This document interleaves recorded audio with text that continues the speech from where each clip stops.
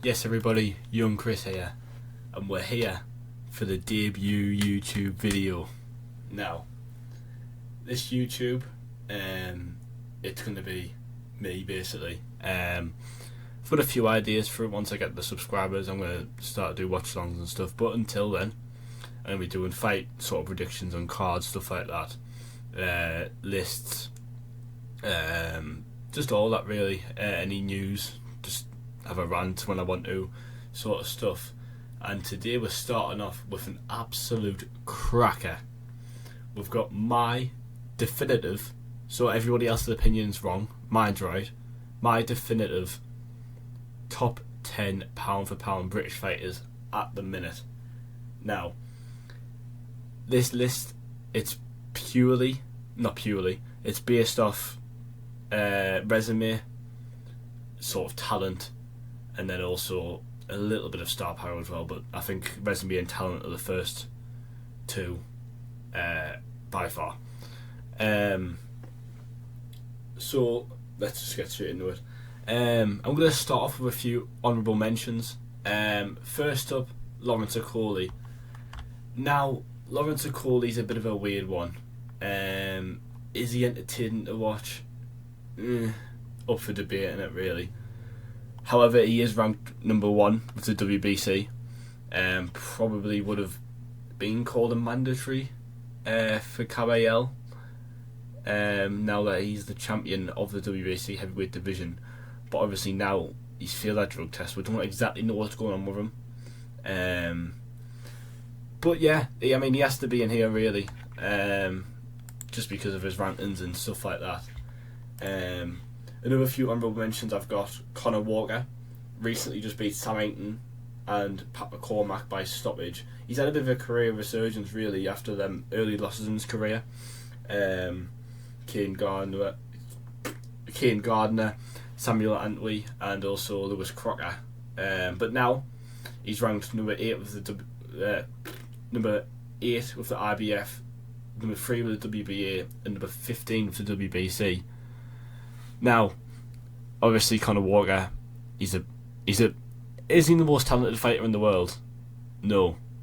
However, you can never count him out of a fight, and I think that's what gives him a massive sort of audience that he's got now. He's built himself a bit of a reputation for being sort of somebody that you don't want to. Because what he was before, he was kind of like maybe a bit of a gatekeeper. You put him in there with Conor Walker, test him, see how he does.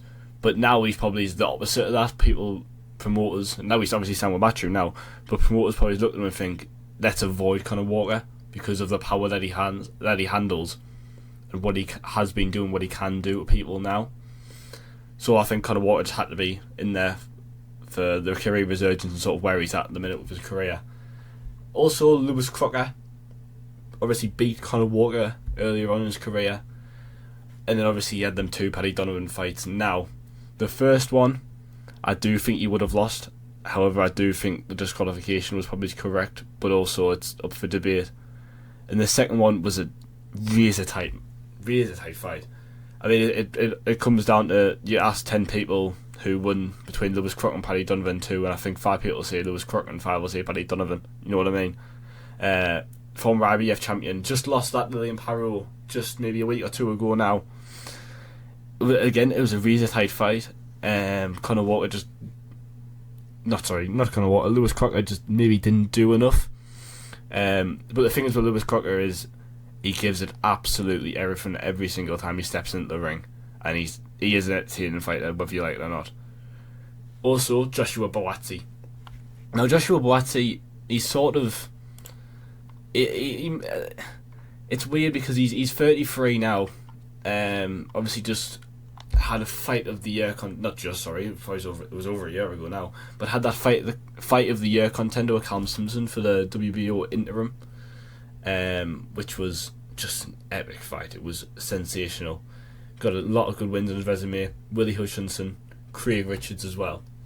But I think it's just the fact that he hasn't managed to, announce himself sort of as a fully fledged member of the elite in that light heavyweight division. Obviously he's a former WBO interim anyway, but he hasn't quite merge himself there yet. Now, I'd love to see a rematch with Callum Simpson because I think that could really put him in there if he gets the win there, but just misses out in the top 10 for me. And also Jack Rafferty coming off that win against Echo Westerman. What a fight, and I've really what a story, by the way. If you don't know Jack Rafferty's story, read into it. It's sensational. And also another name that I'm imagining people are thinking when I read through this list, he's not going to be in this list, and that's Conor Benn. Listen, if anybody who knows me knows, I don't want to call myself a hater of people, but I'm not a massive Conor Benn fan. I don't like what he done to Eddie Hearn. I don't like the whole drug testing how he apparently ate. What was it, 6 eggs? And I also think, I don't like saying this as well, but I think if he didn't have his dad there, sort of his dad's name, I don't think he'd be anywhere near a Ryan Garcia fight. And I want to see the Ryan Garcia fight next because I just want to see it done out. Because I think Ryan Garcia will stop him. I just want to see it done, over and done with. He can fight whoever else now. Because I think he's taking opportunities from the likes of Conor Walker and different people like that. There's talented fighters, right, that just don't have the backing that he has, and probably deserve it a little bit more as well. So, with the honourable mentions out the way, I think it's time to move in to the top 10 pound for pound.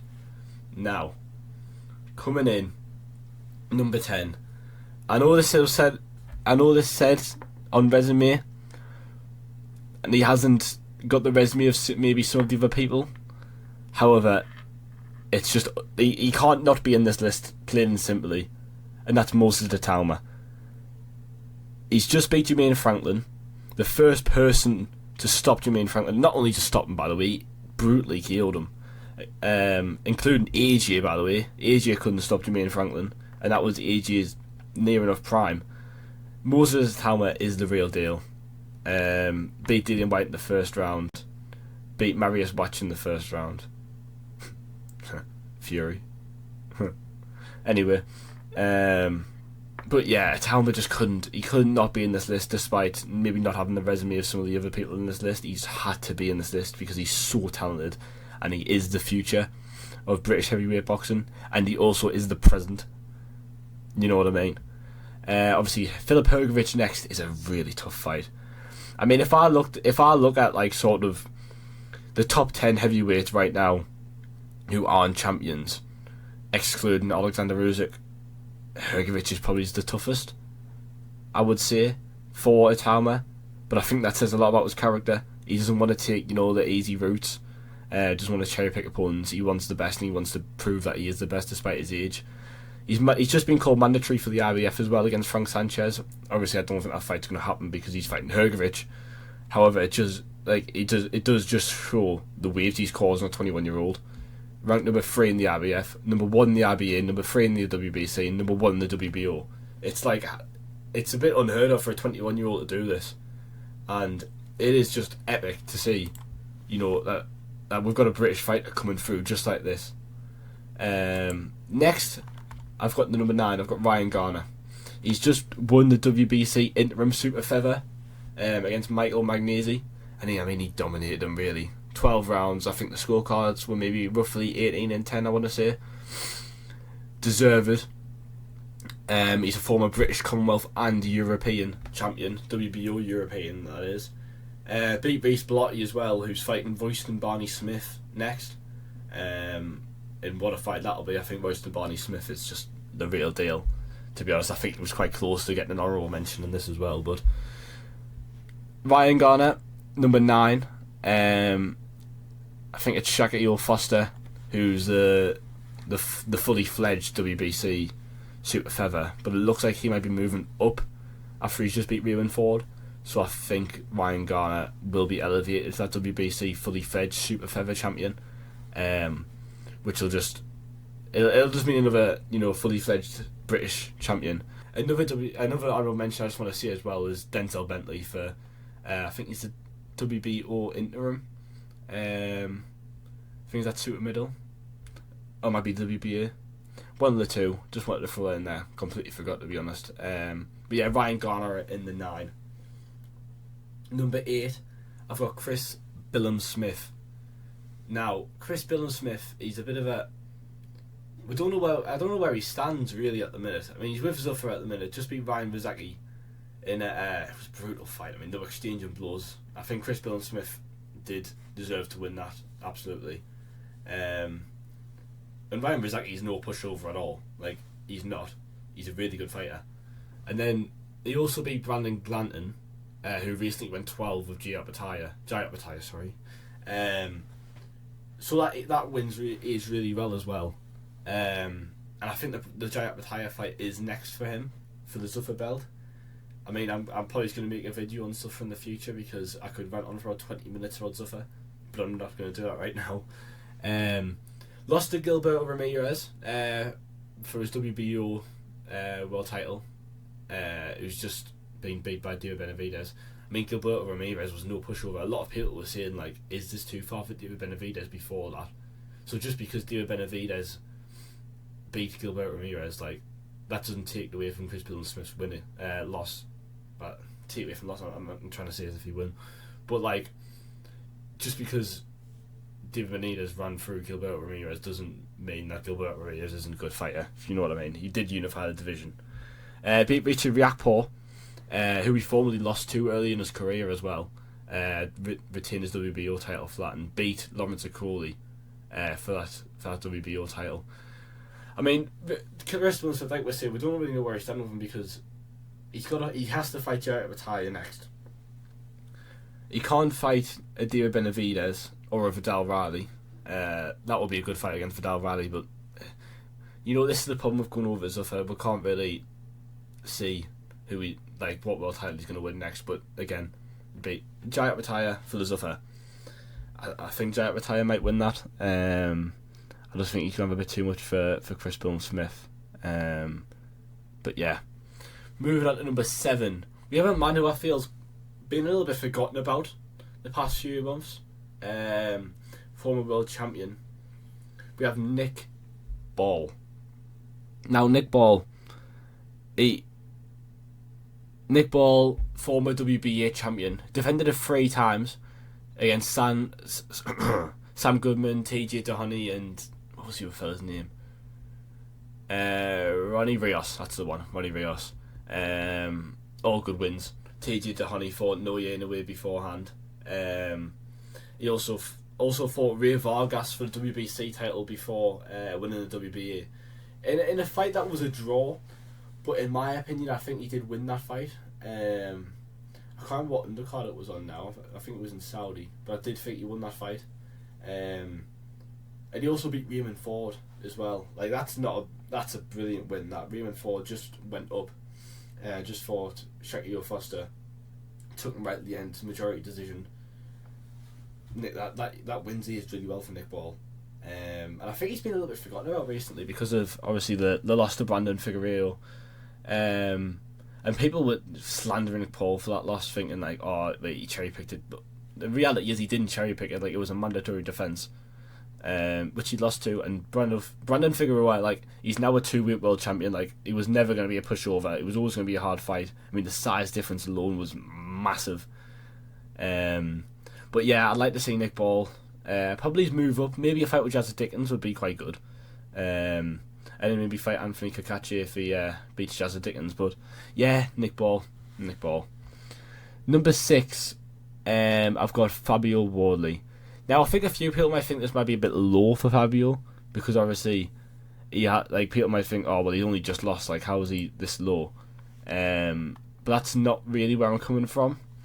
I'm coming from a point of view of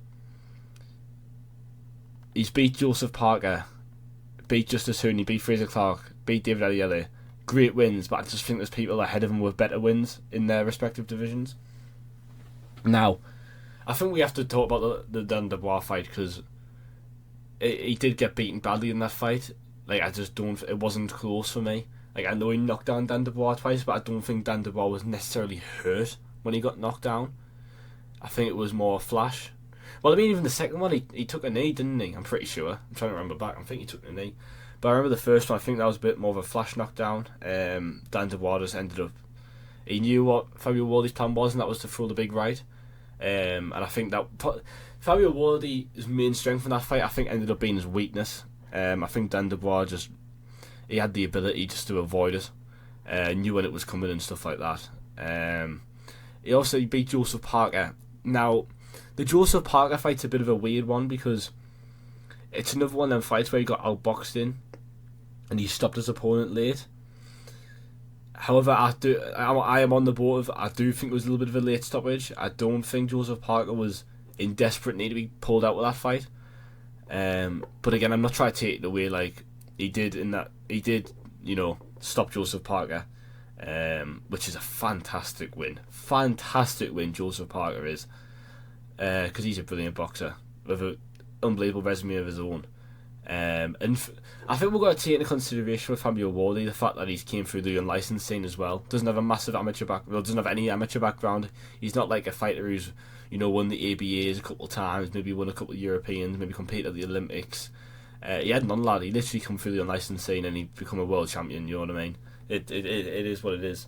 And I also want to give a little bit of credit to Fabio Wardy as well for a lot of fighters take a bit of an easier fight for the first title defense, and he picked Dan Dubois. Like, was there a harder fight from at the time, apart from Usyk, who I just think Usyk didn't really see much interest. I don't think he was running from Fabio Wardy. I think he just wasn't interested in that fight. Which, I mean, when you're Usyk, you probably you can pick who you want to fight.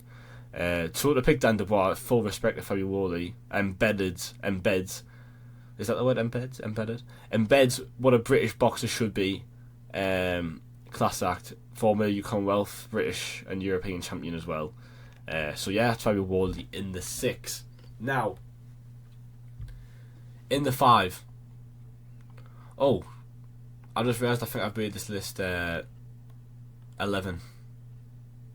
Pound for pound 11. Top 11 pound for pound. So Fabio Wardy will be in the 7th, Nick will be in the 8th. Sorry about this. First one, you know what I mean? We'll get it right next time, but in the 6, we've got, in my opinion, the most hardly done by British boxer in recent times. I think the sport hasn't given what he deserves, and that's Jack Catterall. I think Jack Catterall he's just so talented, he's so good. I just think he's gotten so unlucky throughout his career, with stuff like the Josh Taylor fight, the first one, where in my opinion he won that. I think a lot of people share the same opinion. For the IBF, WBC and WBO, he would have been a free governing body unified champion. And then when he got the rematch with Josh Taylor, when he won, there was no belts on the line. Lost to Arnold Barboza Jr. in a really tight fight.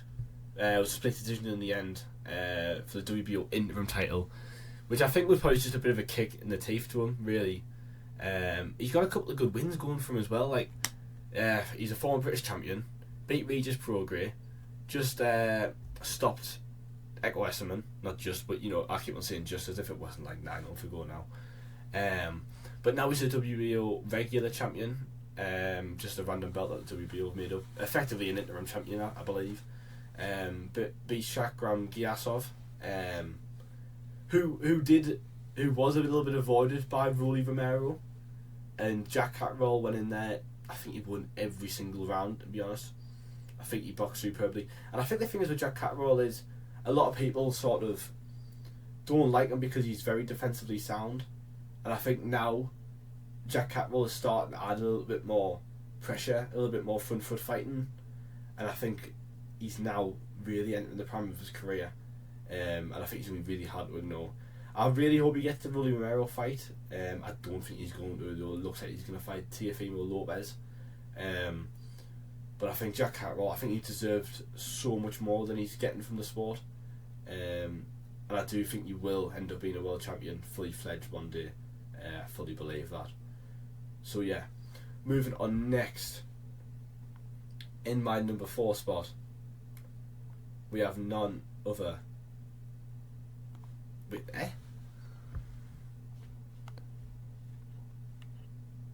Sorry, in my number 5 spot, we have my personal favourite boxer of all time. I want to love you, PYT, pretty young thing. Sorry, MJ, do not copyright that. But we've got Josh Kelly. And you know what, right? A lot of people slander Josh Kelly for, again, the same reasons Jack Catterall being a little bit more of a back foot fighter, a bit more defensively sound. But, like, if you can't enjoy Josh Kelly, then just say you enjoy the heavyweights only. Josh Kelly, in my opinion, is the most talented British boxer right now. I said this on the podcast, the neboxing Club podcast that I do with Any Boxing, that I think me, Dylan, Phoenix Morrison both agreed. Dylan and also Robbie Coleman also agreed. I don't think there's a man on this earth that beats Josh Kelly over 3 rounds at his weight in boxing. But anyway, let's stop the glaze. Let's move into the actual reasons why Josh Kelly is here, and that's resume. Look, he hasn't defended his IBF yet. There's rumours of a Giacomo fight, which is pretty much confirmed, to be honest, for the AG undercard, which will be a brilliant fight. I do think he'll beat Giacomo in that fight. However, the resume, Bakram Murtazaliev. Look, a lot of people, and I mean a lot of people, said Bakram Murtazaliev was going to KO Josh Kelly in the first 6, and I genuinely think I was a part of the very few people who said that Josh Kelly would win, and I did say it would be on points to my mates, and he did it. Like, people try to take it away from the win after, saying it was a robbery or he ran. Like, come on now. He beat Bakram Murtazaliev. He did. And in my opinion, it was by 2 or 3 rounds. And I thought he boxed beautifully in that fight.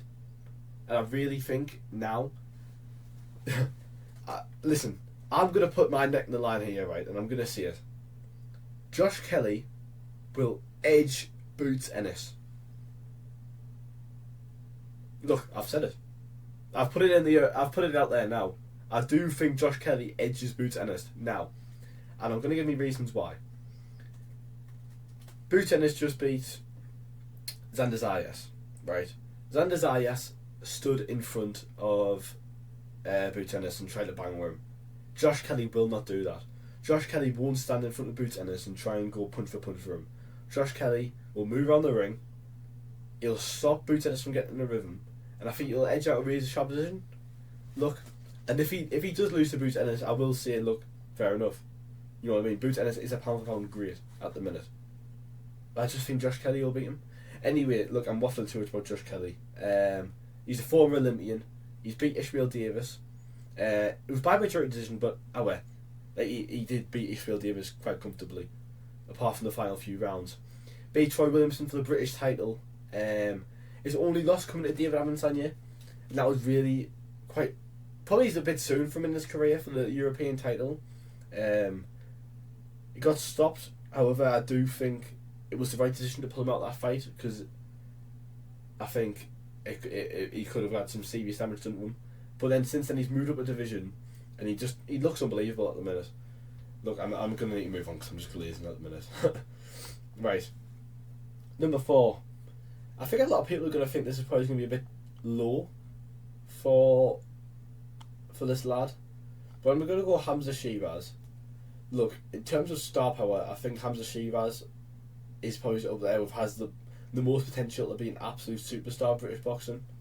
But his resume doesn't quite do it for me yet to be in the top 3. And that's including his world title win. We'll start with the world title win. So he's WBO champion, just won that music undercard. He beat Alan Begic by stoppage. I think it was in the 3rd round. But I mean, look, you can only beat what's in front of you. That's absolutely correct. But Alan Begic was never going to be on the same level as Hamza Shiraz. And that's why I haven't put him higher, because I want to see him defend that title against somebody who is on his level. Now, Edgar Berlanga, I would say, is a better win than Alan Begic, and he KO'd Edgar in 5 rounds. Look, I fully believe that Hamza Shiraz will unify this division, but for now he hasn't yet, so I'm going to keep it in the 4 with potential to move up. Definitely potential to move up. It'll be interesting to see who his next fight is going to be against. A David Pacheco fight would be quite interesting. I'd like to see that. or the win with Christian and Bailey and Canelo. I think Hamza Sheeraz can beat Canelo Alvarez. Now, let's move into number 3. We've got Dalton Smith for me in the number 3. Killed Subriel Matias for the WBC Super Light at the start of 2026. And this is another one, like, a lot of people said Matias was going to stop Dalton. A lot of people said it. And let's not forget Subriel Matias tested positive for PEDs, by the way. Like, he actively had a physical edge, and Dalton Smith still killed him in the 5. Unbelievable. He's a former WBO British Commonwealth champion. He's got Alberto Puello up next. Obviously, the fight was scheduled for June. Pull out with injury, but I think maybe it's going to be October. I think I've seen a few bits on Twitter say it's going to be in October, that fight now, which I'm fully looking forward to. I mean, look, Dalton Smith just embeds what a British boxer should be. He's humble, extremely humble, gives back the community a lot. I think he's just a class act, and I also think he's a mint boxer. I think Subriel Matias, that win was such a good win. It was away from home. You know, he had good support there, but the support was massively outnumbered by Matias' support. The whole win was just unbelievable. I think Dalton Smith will beat Alberto Puello in that fight. Number 2, I've got a lad who hasn't fought in a long time now, so I think it's probably a bit controversial having the 2. But I've got Callum Smith. Now, a lot of people are probably going to say, like, Callum Smith hasn't fought in a while, how's he number 2? Well, he was meant to fight David Morrell. And I think after David Morrell's last fight, I think we're going to all agree, Callum Smith would have beat David Morrell. He would have. He had an unbelievable win against Joshua Buatsi. Like I said, he's an honourable mention for this list. And it was such a good fight that, like I said earlier, when I was covering Joshua Buatsi, it was an unbelievable fight. And I really can't wait to see him against Bivol, which is the rumoured to be the next fight. Obviously, I mean, he's only been beat twice, and it was to 2 generational greats of this generation. Artebiev and Canelo Alvarez. I mean, look. If you're gonna see you've lost to 2 people, like, is the 2 people that like see you've lost to better than Artebiev and Canelo? No. Beat George Groves all them years ago. He's a former British and European champion. Can't wait to see Callum Smith back in action, and I hope it's going to be against Dimitri Bivol. It's what he deserves. And in the number 1, we've got Dynamite Daniel Dubois, WBO heavyweight champion, just beat Fabio Wardley, former IBF heavyweight champ. And I mean, let's just go into the resume. Let's do that. Killed Anthony Joshua, stopped Filip Hrgovic, stopped Fabio Wardley, stopped Jarrell Miller. Is there 4 or 5? I can't count. 4 wins. Is there a better heavyweight run at the minute? No. Apart from Usyk, no. There's not. Objectively, there's not. But I mean, when we talk about Daniel Dubois, we'll have to talk about his losses as well. The Joe Joyce fight, I think everyone can communally agree that fight was just too early for him, and he would beat Joe Joyce now. And look, like Callum Smith, there's no shame in losing to a generational great. Probably, in fact, is the best fighter of this generation in Alexander Usyk. There's no shame in it. And I just think, if you're Dan Dubois, I think I say if you're Dan Dubois. Dan Dubois, I think he'll beat Fabio Wardley in the rematch. And then I think I'd like to see him maybe fight a Gassiev just to unify the division. I'd love to see a Kabiel fight. I think that fight would be amazing. What a fight that would be. But I just don't think there's a fighter better than Dan Dubois pound for pound right now in Britain. And I think he is just elite. But yeah, anyway lads, that's me for today. Top 11. I can't believe I've done that. Top 11 British pound for pound fighters. So yeah, like and subscribe please. I'm trying to let this take off. I've enjoyed doing this video. And hopefully more's coming. I'll cover it. Like I say, we're going to be doing fight predictions and stuff like that. So yeah, thank you all for watching.